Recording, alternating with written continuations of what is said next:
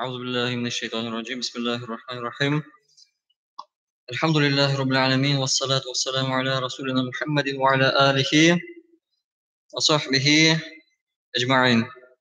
Assalamu alaikum warahmatullahi wabarakatuh. Jumalarınız mübarek olsun. Albatta gayetleriniz de mübarek olsun. Elhamdülillah. Namazın gayet beğenimiz de ötüp gitti. Kütüp alған Ramazan ayda сезбей қалдық әй ма? Бітті. Тек бір Хазірет Мешілей Рамазан кете, сізді кетесіз дейді. Рамазанда сіз келдіңіз, ердіңіз. Рамазан біткеш келерсіз ме екен деп қайғырып тұрайды. Ama inşallah нешек Рамазан айында келген кебек, Рамазаннан тыш та башка айларда да иншалла шулай ук келерге тырышырбыз. Шулай ук мәчеттә тутырырга тырышырбыз.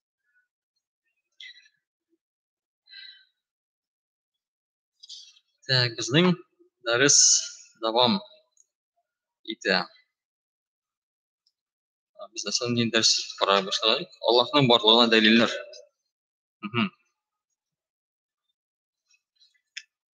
Дәлилләрне карадык.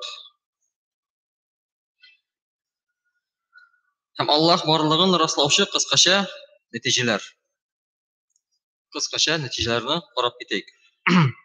Һәрбер нәтиҗә кыскача тәгъбир ителгән Аллаһның барлыгына дәлил. Һәрбер нәтиҗә кыскача тәгъбир ителгән Аллаһның барлыгына дәлилдер. Беренчесе мәхлукларның шикләнгән һәм мохтаҗ булулары. Накараз галәм, кеше, барлык тере һәм тере булмаган нәрсәләр шикләнгән. Шиге бар. Башы бар, азагы бар һәм саналы. Һәм һәрберсе нәрсәгәдер мохтаҗ. Һәрберсенең ихтияҗы бар. Нәрсәгәдер аның ихтияҗы бар. Башка әйбердән ул монда берничек яшәй алмый. Аның барлыгы да кемгәдер ихтияҗлы. Мәхлукларның шикләнгән һәм мохтаҗ булулары аларның кайчандыр барлыкка килгәнлеген дәлилләп тора. Ягъни һәр нәрсәнең башы бар. Үз-үзенә ул барлыкка килә алмый беренчектә. Нәрсәгә карасак та, аның башы булырга тиеш. Менә без үзебезгә карасак та, безнең дә бер башлангыч вакытыбыз бар. Кайчандыр без бар ителгәнбез, әйме? Бу дөньяга кайчандыр килгәнбез. Шушы таш кайчандыр туфрак булган. Ташка әйләнгән. Яки йомырканы алсак, әйме? Тауык йомыркадан чыга. Инде нәрсә бар ителгән, димәк аны бар итүче зат, ягъни яратучы, ягъни Аллаһ Тәгалә. Мәсәлән, без әгәр бер менә шушы нигә карасак, әйме? Карыйбыз да, һәм нәрсәне күрәбез? Аның ясаучы бер кеше бар. Матур итеп ясаучы бер кеше булырга тиеш. Үз-үзенә ул булай килмәгән. Шундый дөрес итеп, шундый үлчәүле, шундый матур итеп ясалган шәкилләр, аңа шушы шәкилне бирүче бар. Нәрсәгә карасак та, утыргычка карыйбыз да, утыргычны ясаучы кеше бар. Бинаны төзүче кеше бар. Ягъни бу бина бер дә үз-үзенә барлыкка килмәгән. Аны барлыкка китерүче бар. Һәм ул барлыкка китерүче, мәсәлән, шушы бинаны төзүче дә ул гыйлем иясе булырга тиеш. Аны дөрес итеп төзер өчен проектны яки схеманы укырга белергә тиеш ул, ягъни аның бер гыйлеме булырга тиеш. Ул вакытта гына ул шундый бер бинаны төзей ала. Надан кеше ул бинаны берничек тә төзей алмый. Ягъни без һәрбер әйбергә карап та әйтә алабыз, бу әйберне ясаган кешенең шундый гыйлеме бар. Компьютерга карасак, компьютерны ясаучы кешенең техник белеме бар, физик яктан белеме бар, математик гыйлеме бар. Шулай бит? Яни һәр әйбергә караганда без ясаучы турында мәгълүматны алабыз. Һәм әлбәттә шундый бер мөкәммәл бер галәмне яратучы булырга тиеш. Бар итүче булырга тиеш. Һәм аның да гыйлеме булырга тиеш. Менә әйтәләр, сез ди дәлилләгез Аллаһ барлыгын. Аллаһның барлыгын дәлилләргә бик җиңел.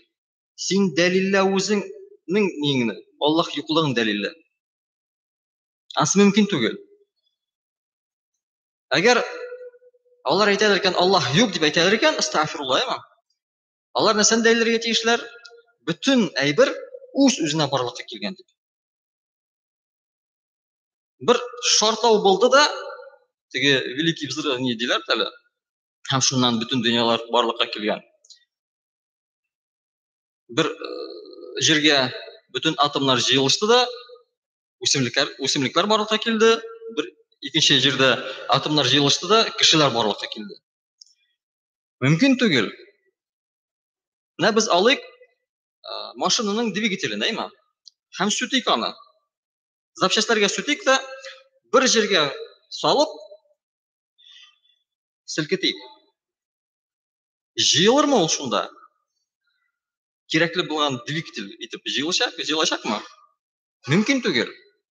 Күпме узак селкетсәк тә җыелмас. Аны җыяр өчен гыйлем кирәкле. Һәрбер шөрепне, кирәкле шөрепне, аны бит анда төрле шөрепләр бар. Кирәкле урынга беркетергә кирәк. Яни бу дөньяга карасак та, хайваннарга карасак та, үсемлеккә карасак та, шушы галәмгә карасак та, бу галәмне дә яратучы булырга тиеш. Һәм ул яратучы гыйлем иясе булырга тиеш. Әгәр бу дөньяның яратучылыгының гыйлеме булмаса, андый дөнья булмас. Без дә булмаячакбыз. Һәм һәр мәхлукның бар булуына мәгънә салыну. Яни бу дөньядагы һәр нәрсәнең булуында үз максаты, үз вазифасы бар. Бу дөньяда нәрсә булса да, кешеме, чебенме, аның максаты бар. Аның нәрсә өчендер яратылган ул. Монда бу дөньяда берсе дә бушка юк.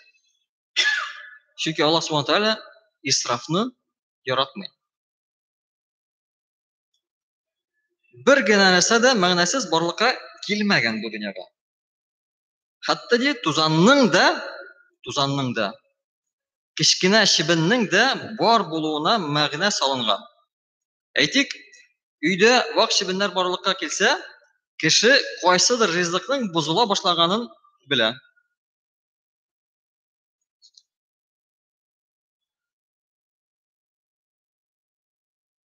Өйдә, мәсәлән, чебеннәр барлыкка килсә, вак чебеннәр, әйме? Без нәрсә беләбез? Минем бер ризык бузылган. Һәм шуны эзли башлыйсың. Шушы чебенне, вак чебеннең дә мәгънәсе бар, максаты бар. Ул бузылган ризыкны эшкәртә, юк итә. Чөнки яңадан кайтабыз нәрсәгә? Аллаһ исрафны яратмый. Ризык бузыла икән, ул исраф булачак. Аны ул ашалырга тиеш. Һәм Аллаһ Субхану Тааля анда шушы ризыкны ашаучы мәхлукатны җибәрә.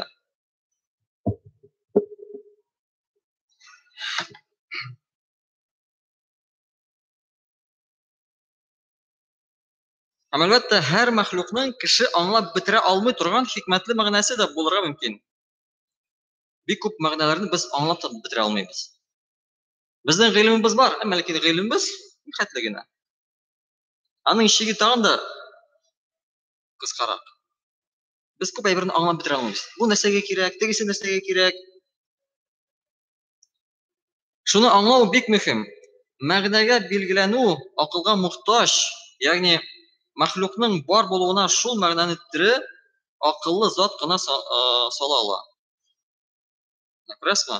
Мәгънәсен дә бары тик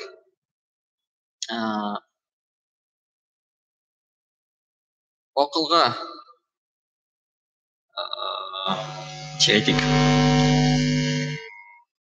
Шушы мәгънәне салыр өчен дә акыл кирәк булачак. Һәрбер мәгънәне салыр өчен акыл кирәк. Акыллы зат булырга тиеш. Шушы бүтән нәрсәне яратыр өчен.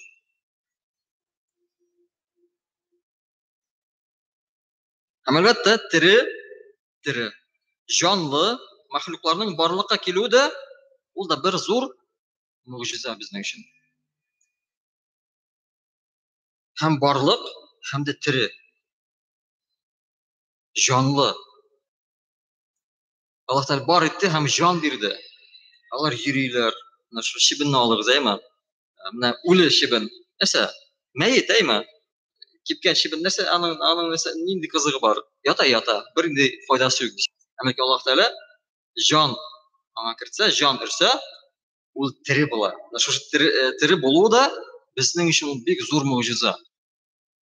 Без үзебез берничә терелтә алмыйбыз ул чибенне дә. Кешене дә беркемне дә.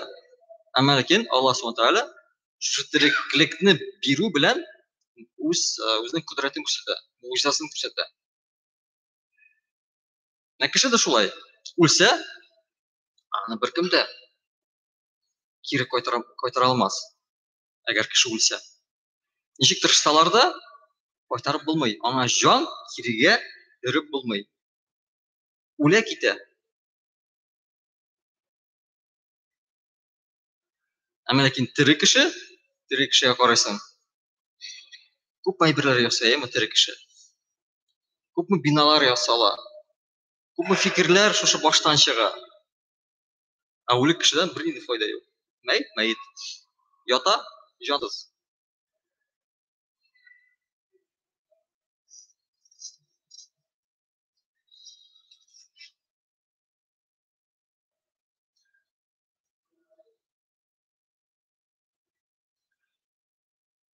Һәм дүртенчесе, мәхлуклар яшәеше өчен шартларның алдан әзер булуы. Башта мәхлуклар бар булмады. Башта нәрсә булды? Шартларны Аллаһ Субхану Тәгалә ясады. Дөньяны андай яшәр өчен бүтән шартларны ясады. Һава, су, һәр нәрсәне ясады. Җылылык, суыклык, әйме? Аллаһ Тәгалә башта әзерләде һәм соңыннан гына шунда безне җибәрде. Хайваннарны җибәрде. Без монда килеп интекмәдек. Кашан һавалар чистарыр, кашан монда яшәргә мөмкинчелек булыр, без алай интекмәдек. Без килдек әзер урынга. Чөнки әгәр башта без килсә идек, без шул вакытта бәлки юк та булыр идек. Үлер идек. Әмма ләкин юк, без киләбез әзер бер урынга.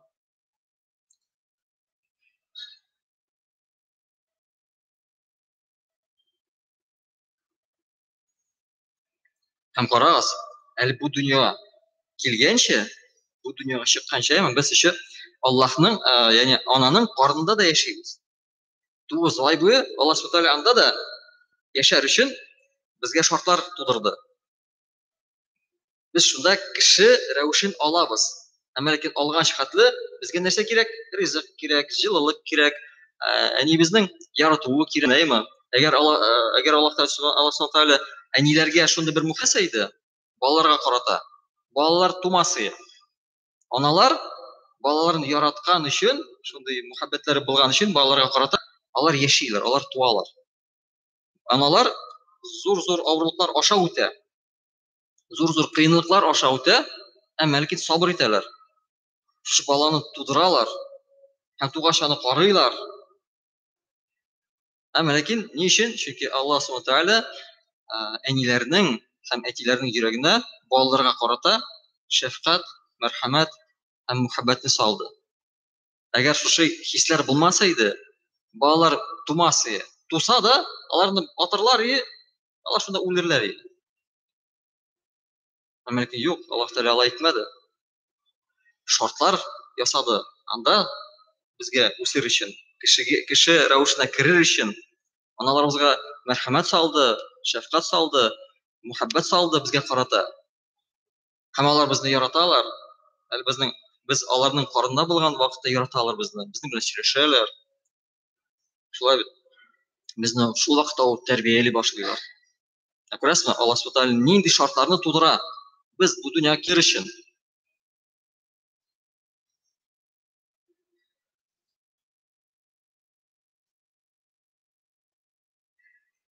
Атам барлыкка килү. Әле без күрә кешеләр, әмма ләкин кеше бит күзәнәктән тора. Һәм һәрбер күзәнәк ул да тере. Карыйсың микроскоптан күзәнәк эчендә нәрсә генә йөрими, әмма шундый бер ничек әйтик, хәрәкәт анда эш бара, теге фабрика эшли. Микроскоптан караган вакытта теге фабриканы күргән кебек карыйсың. Кислород тегенә монда алып барыла, пропитание витаминнар икенче җиргә бара, әмма анда гел эш бара. Яни күзәнәк тере. Әмма ләкин күзәнәк тә үлергә мөмкин. Аны тере бу өчен зур муҗиза. Aslında әлбәттә без зур әйберләрне күрәбез, әмма ләкин Аллаһ Тәгалә билеки әйберләрне дә ярата. Анда да законнар, анда да кануннар куя. Һәм шушы законнар буенча бөтен нәрсә анда эшли. Әле күзәнәктә иң билеки әйбердә атомнар, атомнарны карас. Анда да бит хәрәкәт барлыкка килә. Һәм бер-берсенә белмиләр, сугылмыйлар. Бер мизан эчендә бер теге ничек әйтик, идеальный бер схема буенча бөтен нәрсә эшләнелә.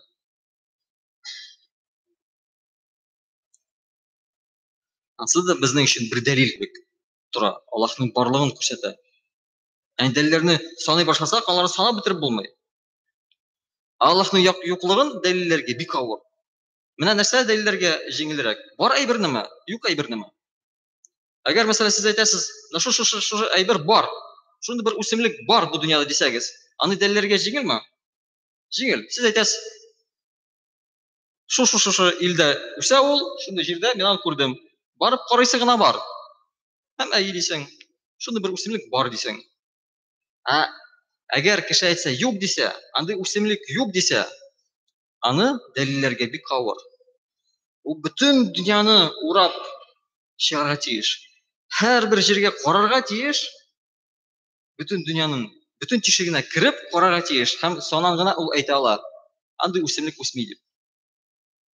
Һәм шуның өчен дә Аллаһның барлыгын дәлилләү безнең өчен җиңелрәк. Кем юк ди, аларның дәлилләре юк. Алар әйтә алмыйлар. Дәлилләрне китерә алмыйлар алар. Китерсәләр дә ул дәлилләр зәгыйф. Тегенче китәләр, основасы юк дәлилнең. Иншаллах, безнең вакыт җитте дә. Ва ахиру дәъвана анил хамдулиллаһи раббил аламин.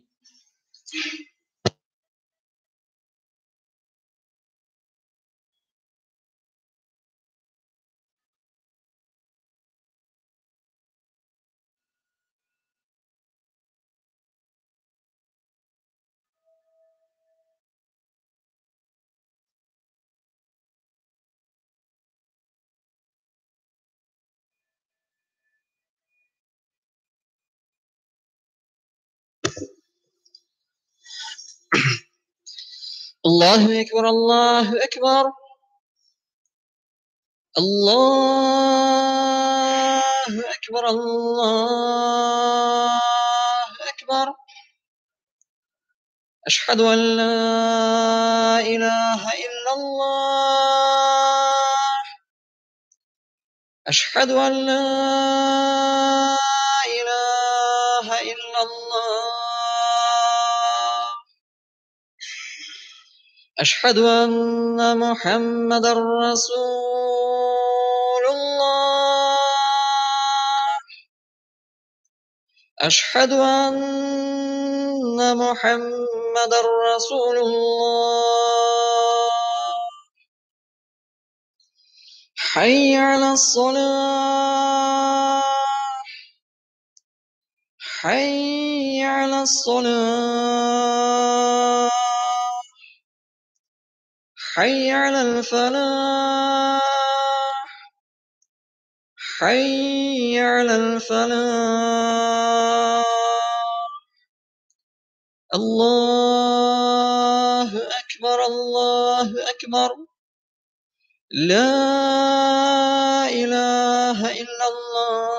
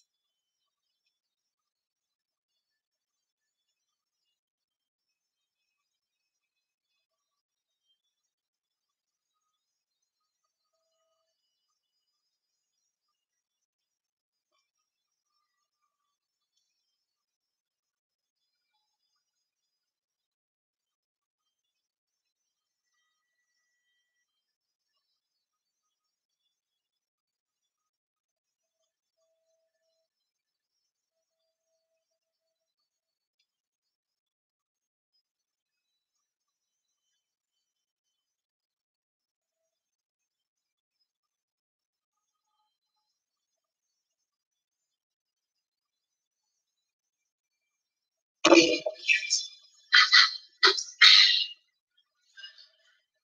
أكبر الله أكبر الله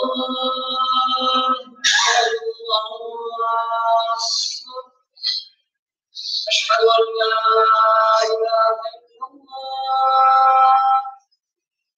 أشهد أن لا إله إلا الله أشهد أن محمدا رسول الله أشهد أن محمدا رسول الله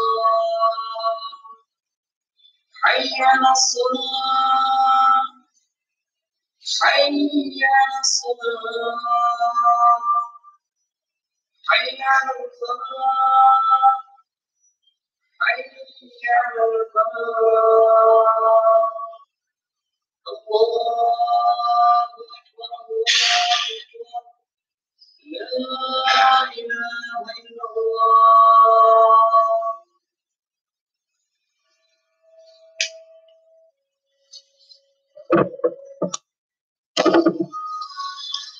الحمد لله الذي هدانا للإيمان والإسلام وجعلنا من أمة محمد عليه الصلاة والسلام وفضل الجمعة على سائر الأيام أشهد أن لا إله إلا الله وحده لا شريك له شهادة مصيرة إلى دار السلام وأشهد أن محمدا عبده ورسوله صلى الله تعالى عليه وعلى آله وأصحابه البررة الكرام خصوصا منهم على أبي بكر الصديق وعمر الفاروق وعثمان ذي النورين وعلي المرتضى الأئمة رضوان الله تعالى عليهم أجمعين أما بعد أيها الناس أوصيكم بتقوى الله عز وجل ونفسي أولا بتقوى الله الحمد لله رب العالمين والصلاة والسلام على رسول الله محمد وعلى آله وصحبه أجمعين برشا مقتولارыбыз bizlarni yurtdan bar qilib tarbiyalab turgan va barcha alamlarning Rabbisi bo'lgan Alloh subhanahu va taolaga bo'lsaydi va ko'ngil turlarimizdan chiqqan salovat shariflarimiz oxir payg'ambarimiz suyukli payg'ambarimiz Muhammad Mustafa sallallohu alayhi vasallamga va uning oila ahllariga va sahobalariga borib kelishsa edi.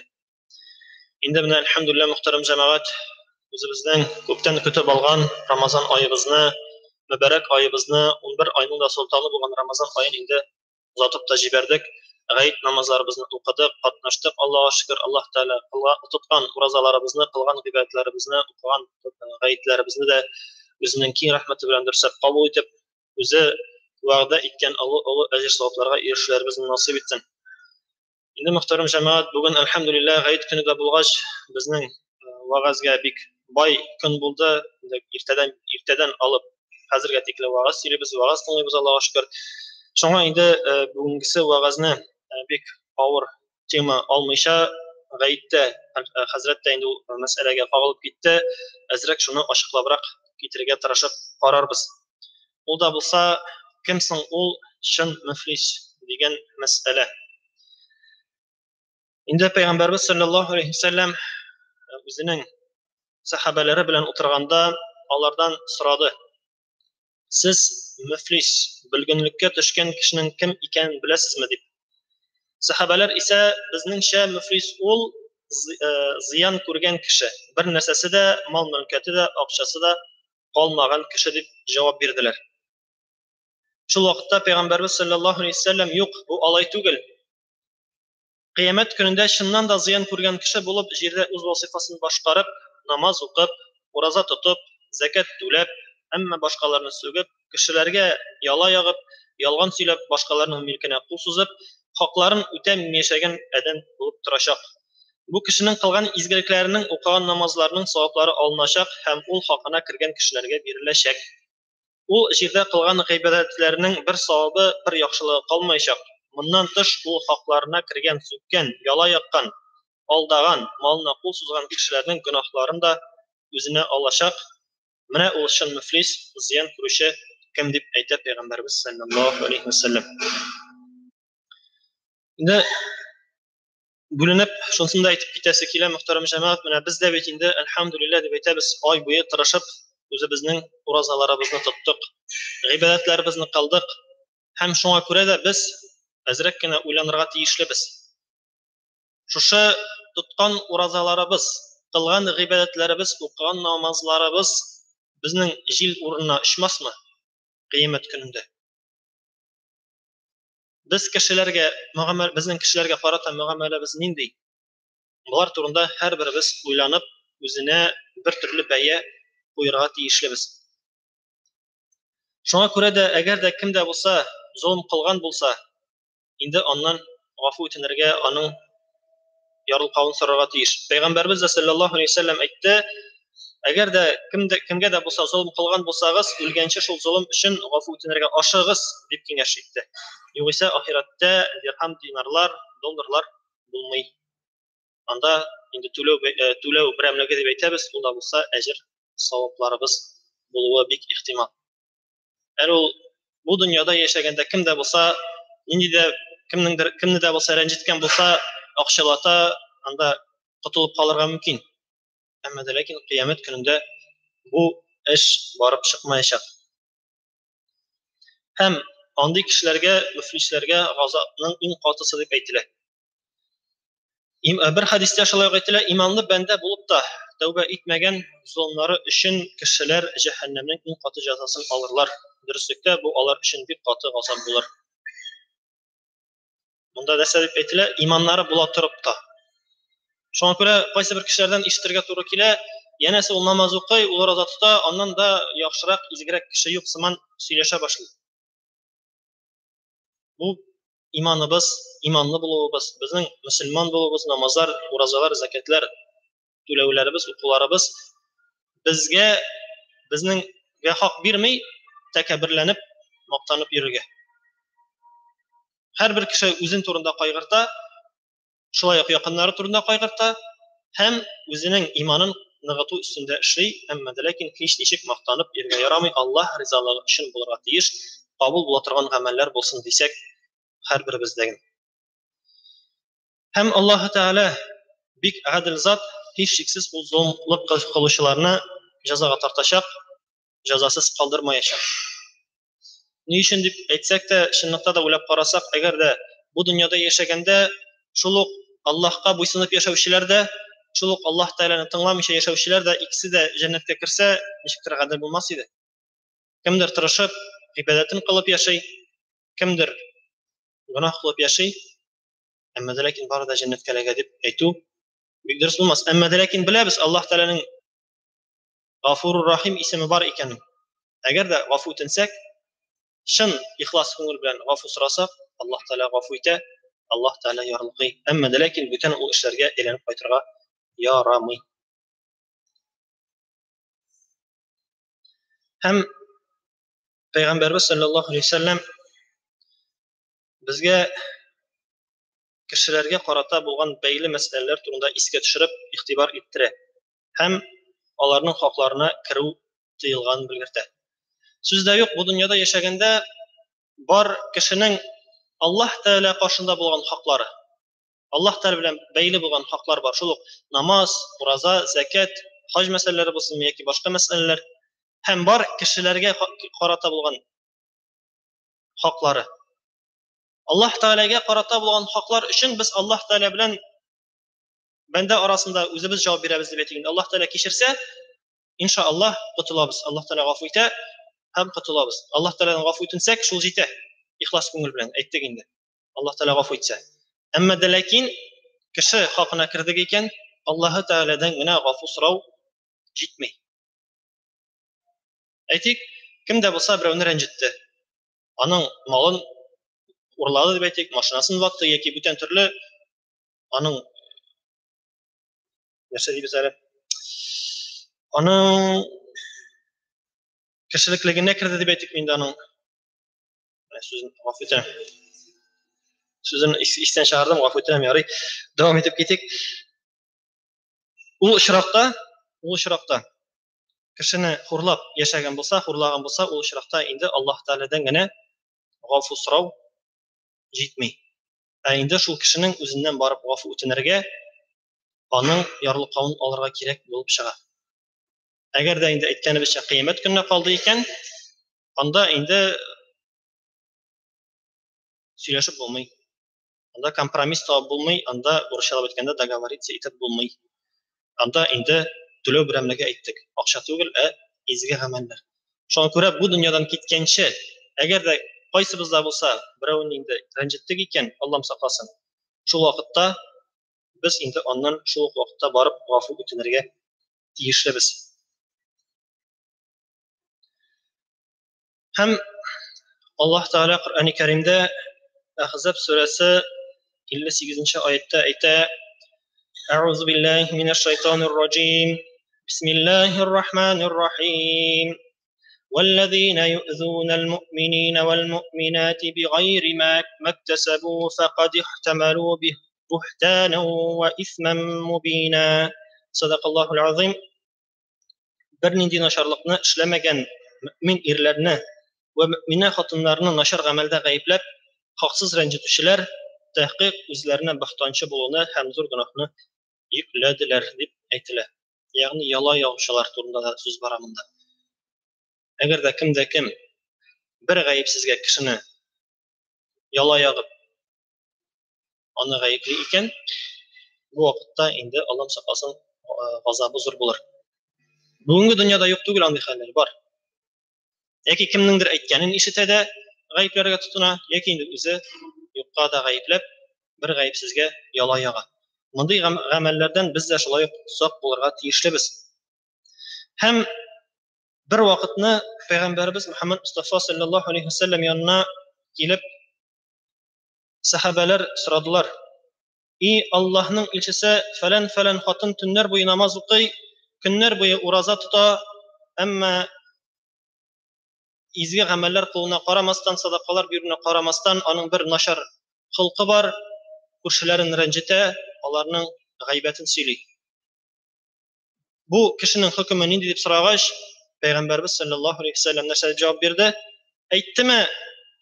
Изге гамәлләр эшли икән бит, намазлар укый икән бит, шо аның урыны җәннәттә дип әйттеме? Юк, алай дип әйтмәде. Нәрсә диде? Бу кешенең эшләгән изгелекләреннән бер файда да юк, аның урыны җәһәннәмдә диде. Шул ук вакытта сорадылар Пәйгамбәрбездән саллаллаһу алейхи ва саллямнан: "Икенче хатын бар. Ул фарызлардан тыш, Аллаһ Тәгалә бурыч итеп куйган фарызлардан тыш, артык кылган гамәле дә юк. Мохтаҗларга да ул каты ипи белән сөт кенә биреп, су гына биреп эшертә. Әмма дә ләкин кешеләргә карата мөгамәләсе яхшы, булыша ярдәм итә" дип әйттеләр. Монсының хөкеме нинди дигәч, Пәйгамбәрбез аның урыны җәннәттә, җәннәт әһелләреннән булыр дип җавап бирде. Бу хадисләр безне нәрсәгә чакыра? Нәрсәгә этәрә безне? Узара яхшы мөгамәләдә яшәргә.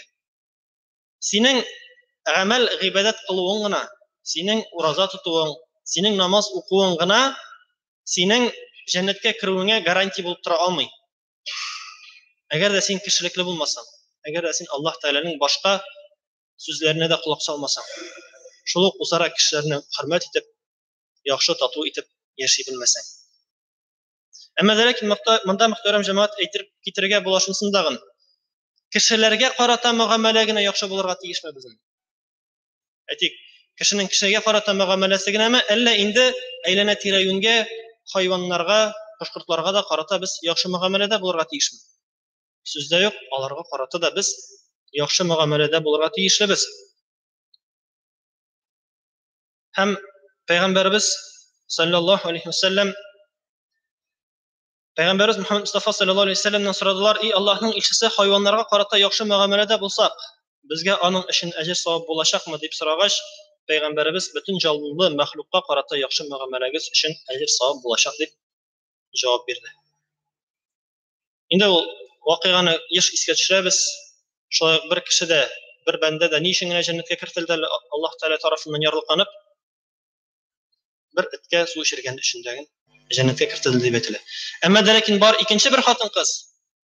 Аның турында хәзер әйтеп китәбез. Ул хатын-кыз киресенчә Пәйгамбәрбез әйтә, бер хатын-кыз үзенең песиен ябып тотып, бикләп калдырып, ач тотты һәм ачлыктан үтерде. Шул ябып калдыргач, ачлыктан үлде.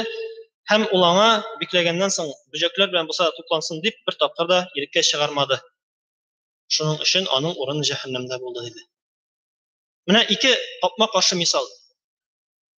Берсе бәләкәй генә мәрхәмәтлелек күрсәткән, берсе инде Kirisinçe merhametsizlik, hürmetsizlik ko'rsatgan. Әле hayvanlarga карата гына. Кешеләргә карата хөрмәт күрсәтсәк, урыныбыз ничек булыр? Аллаһ Тәала каршында.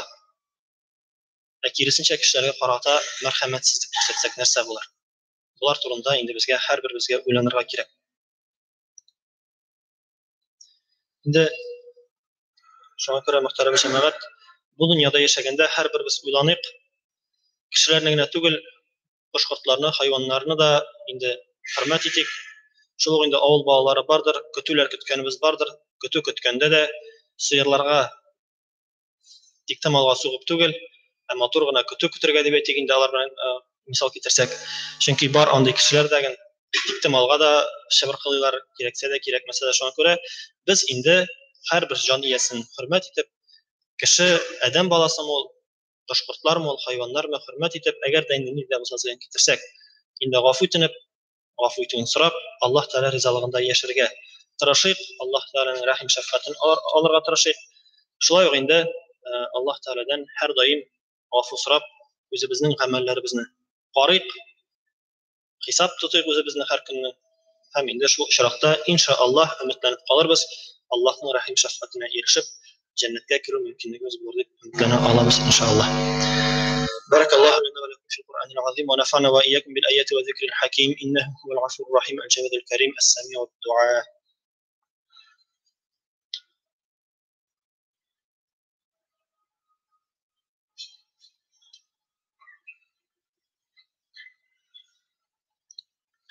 الحمد لله نحمده ونستعينه ونستغفره ونتوكل عليه ونعوذ بالله من شرور أنفسنا ومن سيئات أعمالنا من يهده الله فلا مضل له ومن يضلل فلا هادي له أشهد أن لا إله إلا الله وحده لا شريك له وأشهد أن محمدا عبده ورسوله إن الله وملائكته يصلون على النبي يا أيها الذين آمنوا صلوا عليه وسلموا تسليما اللهم صل على محمد وعلى آل محمد بعدد ما فاض وقام وصلي وسلم عليه جميع الأنبياء والمرسلين اللهم اغفر لي ولوالدي وللمؤمنين والمؤمنات والمسلمين والمسلمات الأحياء منهم والأموات اللهم انصر من نصر الدين اللهم انصر من نصر الدين اللهم انصر من نصر الدين واحذر من حذر الدين عباد الله إن الله يأمر بالعدل والإحسان وإيتاء ذي القربى وينهى عن الفحشاء والمنكر والبغي يعظكم لعلكم تذكرون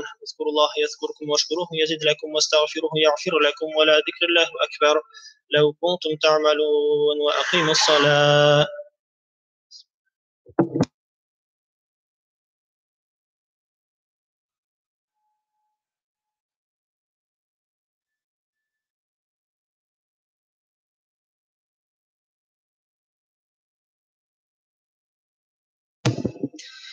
الله أكبر الله أكبر الله أكبر الله أكبر أشهد أن لا إله إلا الله أشهد أن لا إله إلا الله أشهد أن محمد رسول الله أشهد أن محمد رسول الله حي على الصلاة حي على الصلاة حي على الفلاح حي على الفلاح قد قامت الصلاة قد قامت الصلاة الله أكبر الله أكبر لا إله إلا الله.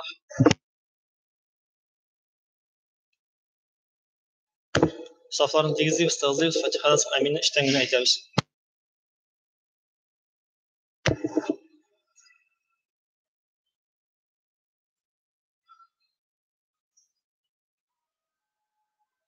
Allahu Ekber.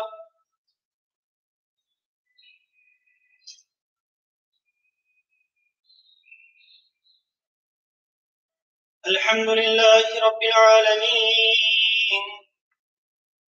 الرحمن الرحيم مالك يوم الدين إياك نعبد وإياك نستعين اهدنا الصراط المستقيم صراط الذين أنعمت عليهم غير المغضوب عليهم ولا الضالين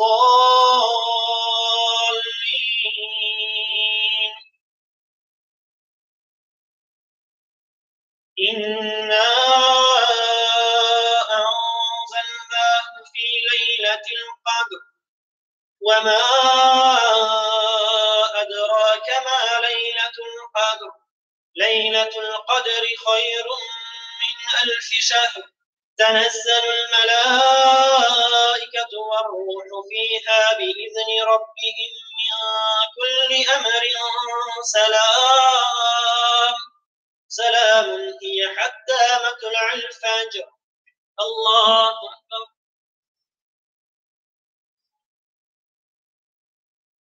سمع الله لمن حمده. الله أكبر. الله أكبر.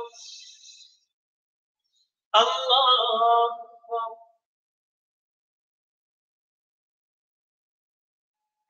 الله أكبر.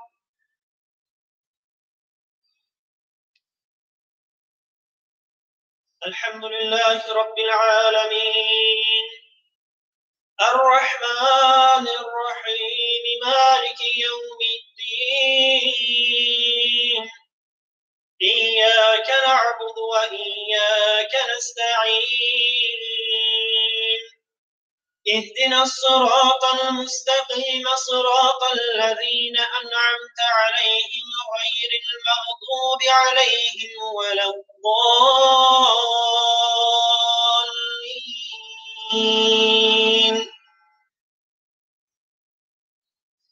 والعصر إن الإنسان لفي خسر إلا الذين آمنوا وعملوا الصالحات وتواصوا بالحق وتواصوا بالصبر. الله أكبر. سمع الله لمن حمده. الله أكبر. الله أكبر. الله أكبر. الله أكبر.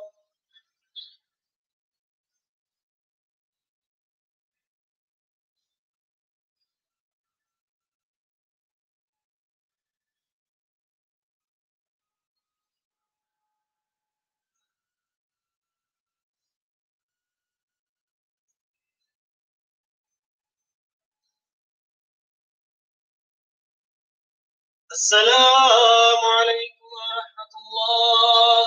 السلام